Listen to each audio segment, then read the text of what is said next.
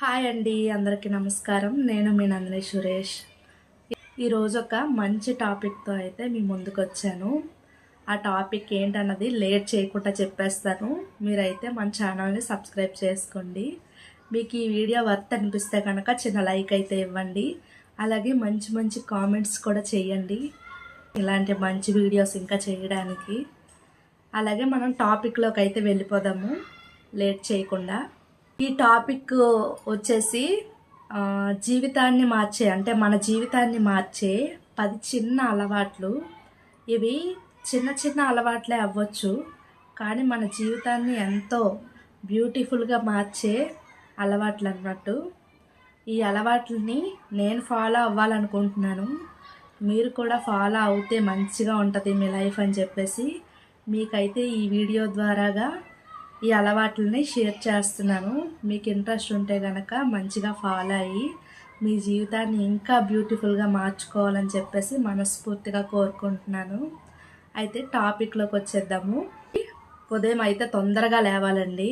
తొందరగా లేవాలి అంటే మీరు ముందు రోజే నైట్ తొందరగా పడుకోవాలి. అది మాత్రం ఖచ్చితంగా మర్చిపోకూడదు. మీరు పొద్దున్న లేవడమే ఇంపార్టెంట్ కాదు, నైట్ పడుకునేది కూడా తొందరగా పడుకునేది ఇంపార్టెంట్. సో మీ పనుల్ని ఇంకా ముందుగా చేసుకొని నైట్ తొందరగా పనులన్నీ చేసేసుకొని పడుకుంటే మార్నింగ్ ఆటోమేటిక్గా తొందరగా లేవగలుగుతారు. ఫస్ట్ పాయింట్ వచ్చేసి అదే, మనం నిద్ర తొందరగా లేవాలి, తొందరగా పడుకోవాలి. ఇది వచ్చేసి ఫస్ట్ పాయింట్. అలాగే సెకండ్, లేట్ చేయకుండా అయితే టాపిక్ వైజ్ చెప్పేస్తాను. మీరైతే చక్కగా వినండి, ఏదైనా పని చేసుకుంటూ వింటూ ఉండండి. ఇది జెంట్స్కి కానీ లేడీస్కి కానీ ఎవరికైనా ఉపయోగపడే అలవాట్లే చెప్తున్నాను నేను.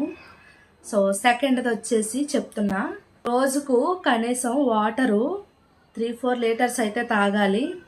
తక్కువలో తక్కువ 2-3 లీటర్స్ అయినా కూడా తాగాలి. ఎందుకంటే వాటర్ లేనిదే మన బాడీ అసలు పని చేయదు. వాటర్ ఇస్ మోర్ ఇంపార్టెంట్ బాడీకి. ఫుడ్ కంటే కూడా వాటర్ చాలా ఇంపార్టెంట్ మన బాడీకి. సో వాటర్ తాగండి అని చాలామంది చెప్తూ ఉంటారు కదా, అదైతే చాలా నిజం అండి. వాటర్ని మనం ఎంత బాగా తీసుకుంటే అంత మంచిగా ఉంటుంది హెల్త్ అనేది. ఫస్ట్ మనం హెల్తీ ఫుడ్ కంటే ముందు చేయాల్సింది ఏంటంటే వాటర్ అయితే మంచిగా తీసుకోవాలి. అలాగే మూడో పాయింట్ అయితే చెప్తాను. మన బాడీకి వ్యాయామం లేదా వాకింగ్, ఇంకా యోగా ఇలా అయితే చాలా మంచిది చేయడం. 30 మినిట్స్ పెట్టుకోండి రోజులో, ఎక్కువ అవసరం లేదు. హైరాణ పడిపోయి మన పనులన్నీ చేసుకుంటూనే, రోజువారి పనులు చేసుకుంటూనే వ్యాయామం అయితే ఖచ్చితంగా 30 మినిట్స్ అయితే ఉండాలి. ఇంకా చేయగలిగితే 1 అవర్ కూడా చేయొచ్చు. 30 మినిట్స్ మార్నింగ్, 30 మినిట్స్ ఈవినింగ్ చేస్తే కనుక అంతకు మించిన హెల్త్ బెనిఫిట్స్ అయితే ఇంకేం ఉండవండి. మార్నింగ్ 1/2 అవరు, అలాగే ఈవినింగ్ 1/2 అవరు ఖచ్చితంగా అయితే వ్యాయామం చేయడం మర్చిపోకండి. అది ఏ విధంగా అయినా పర్వాలేదు. జిమ్, వాకింగ్, రన్నింగ్ ఇలా ఎన్ని విధాలుగైనా సరే చేసుకోవచ్చు. అవేమి కుదరట్లేదు అంటే ఇంట్లోనే టీవీలో జుంబా, అలాంటి పిల్లెట్స్, జుంబా అలాంటివి కూడా చేసుకోవచ్చు. ఎక్కువ హైరాణ పడకుండా ఇంట్లో పనులన్నీ చేసుకుంటూ మీకు కుదిరిన మార్నింగ్ టైము, ఈవినింగ్ టైంలో మాత్రం 15-20 మినిట్స్ అయినా పర్వాలేదు. కుదురుతుంది అంటే 30 మినిట్స్ అయినా కూడా పర్వాలేదు. వ్యాయామం అయితే ఖచ్చితంగా చేయాలని చెప్పేసి థర్డ్ పాయింట్ అండి. సో మీకు బాగా అర్థమవుతుందని చెప్పేసి అనుకుంటున్నాను. నేను చెప్పే విధానం మీకు నచ్చినట్టయితే కనుక ఖచ్చితంగా సపోర్ట్ చేయండి. అలాగే నేను మాట్లాడే వే ఆఫ్ టాకింగ్ ఎలా ఉన్నది అన్నది కూడా కామెంట్ చేయండి. అలాగే ఫోర్త్ పాయింట్లోకి అయితే వెళ్ళిపోదాము. మొబైల్లో ఎక్కువ వృధా చేయడం టైము. ఫోర్త్ పాయింట్ వచ్చేసి ఇదే, మొబైల్ని ఎక్కువగా చూడటము. ఈ మొబైల్ ఎక్కువగా చూడటం వల్ల ఎంతో నష్టపోతున్నారు జనం. లేడీస్ అనగా లేదా జెంట్స్ అనగా ఇలా చాలామంది చాలా విధాలుగా నష్టపోయేది దేనివల్ల అంటే మొబైల్ వల్లే. మొబైల్ ఎంతవరకు వాడాలో అంతవరకు అయితే వాడాలి. మనం ఎంతవరకు మంచిగా వాడుకుంటే అంత బెనిఫిట్స్ ఉంటాయి మొబైల్ వల్ల. అలాగే టైంకు మించి యూజ్ చేయడం వల్ల లైఫ్ కూడా పోయిద్ది, అంత ప్రమాదం ఉంది మొబైల్ ఎక్కువగా చూడడం వల్ల. సో అలాగే బద్ధకం కూడా వస్తుంది దానివల్ల. మొబైల్ ఎక్కువ చూస్తూ ఉండడం వల్ల లేజినెస్ కూడా వస్తుంది. నేనైతే అబ్జర్వ్ చేశాను. మీరు కూడా తెలుసుకుంటారని చెప్పేసి నేనైతే చెప్తున్నాను. సో లేజినెస్, ఇంకా చిరాకు, కోపం, ఇలా ఇంకా చాలా ఉన్నాయి. ఈ మొబైల్ ఎక్కువగా చూడటం వల్ల చాలా అంటే చాలా హెల్త్ ప్రాబ్లమ్స్ వస్తాయి. అలాగే మంచిది కూడా కాదు, హెల్త్ కూడా దెబ్బతింటుంది. సో దీన్ని దృష్టిలో పెట్టుకొని మీ హెల్త్ని, అలాగే రోజువారీ టైం టేబుల్ని మంచిగా పాటించాలి అంటే కనుక ఫస్ట్ చేయాల్సింది మొబైల్ అయితే టైం పెట్టుకోవాలి 1 అవర్ అలాగా. ఎందుకంటే మొబైల్ వల్ల అనేక రకాలుగా ఇబ్బందులు అయితే ఉన్నాయి, అలాగే అనేక రకాలుగా మంచి కూడా జరుగుతుంది. సో అదైతే మీకు మీరే తెలుసుకొని నేను మొబైల్ ఎంతవరకు అవసరం, నాకు మొబైల్ ఎంతవరకు అవసరం, నేను ఎంతవరకు వాడుకోవాలి అన్నది మీరే తెలుసుకోవాలండి. సో నెక్స్ట్ టాపిక్ అయితే వెళ్ళిపోదాము. టాపిక్ 5, ప్రతిరోజు ఒక కొత్త విషయాన్ని అయితే నేర్చుకోవాలి. అది ఎలాంటి విషయమైనా అవ్వచ్చు, మనకు ఉపయోగపడాలి మంచిగా. అలాంటి విషయాన్ని ఏదైనా సరే నేర్చుకోవచ్చు. అలాగే కొత్త టాపిక్ అన్నాను కదా అని చెప్పేసి ఏదేదో అనుకోకండి. మనకు ఉపయోగపడేది, మన లైఫ్ చేంజ్ అయ్యేవి, మన లైఫ్ని ఇంకొంచెం బెటర్ చేసుకునే విషయాలు ఏవైనా సరే నేర్చుకోవాలి అన్నట్టు 5th పాయింట్. అలాగే 6th పాయింట్కి వెళ్ళిపోతాము.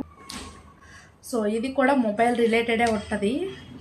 కుటుంబాన్ని సరిగ్గా చూసుకోవాలి, అలాగే వాళ్ళతో టైం స్పెండ్ చేయాలి, వాళ్ళని కేరింగ్గా చూసుకోవాలి.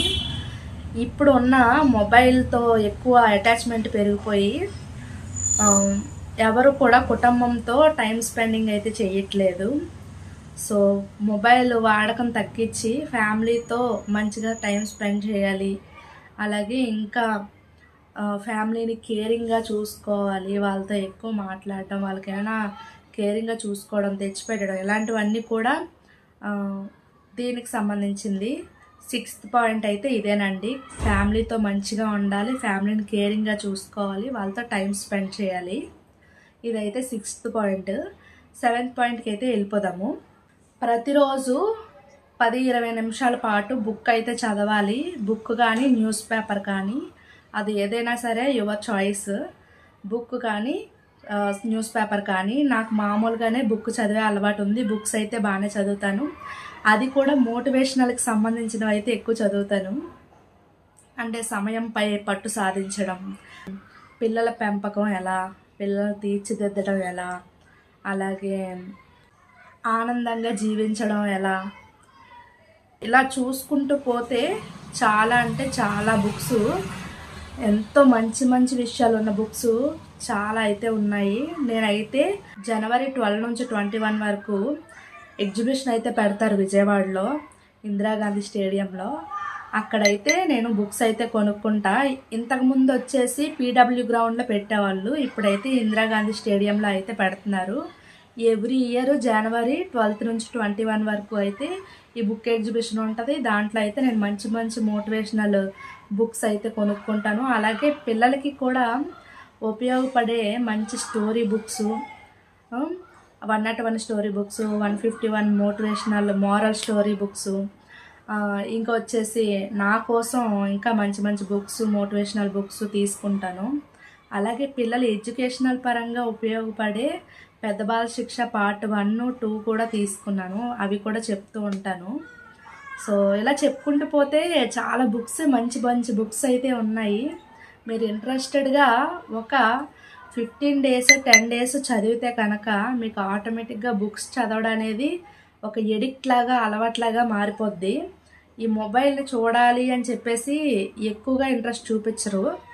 దానివల్ల ఇంకా కొంత మంచి మంచి విషయాలన్నీ నేర్చుకుంటారు మీరే.